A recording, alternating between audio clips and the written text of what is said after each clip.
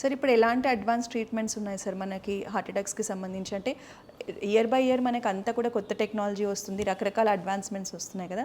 ఇప్పుడు మనం హార్ట్ అటాక్ని ఎలా ట్రీట్ చేస్తున్నాం? ట్రీట్మెంట్ కన్నా కూడా much more important is prevention.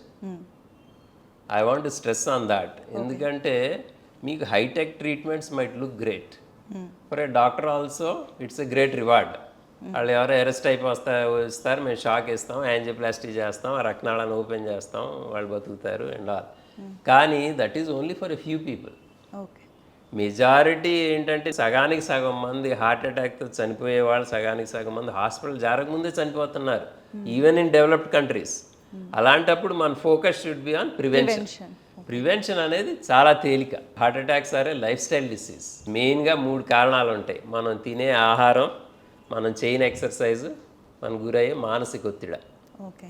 ఈ 3 కారణాల మూలాన చాలా వేరే డిసీజెస్ స్టార్ట్ అవుతాయి. Like blood pressure, diabetes, metabolic syndrome అంటారంటే బరువు ఎక్కువ ఉంటాం, బానపొట్ట ఉంటాం, ఈ ట్రైగ్లిసరైడ్స్ అనేది ఎక్కువ ఉంటాం, కొంచెం ఫ్యాటీ లివర్ ఉంటాం, మంచి కొలెస్ట్రాల్ తగ్గటం, ఇవన్నీ కలిపి.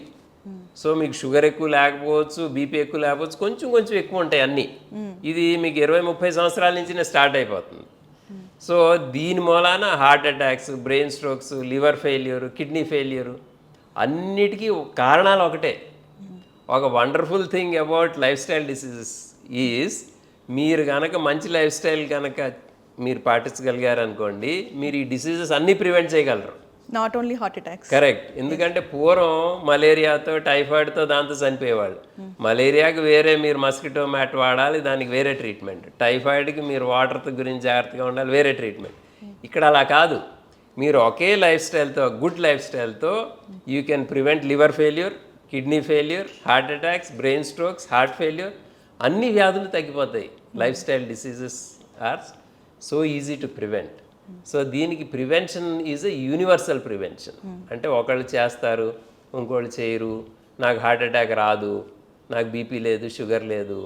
చివరికి చనిపోయే వాళ్ళ లోపల majority will die of heart attacks or cancer. So రానాళ్ళు ఎవరు ఉంటారు?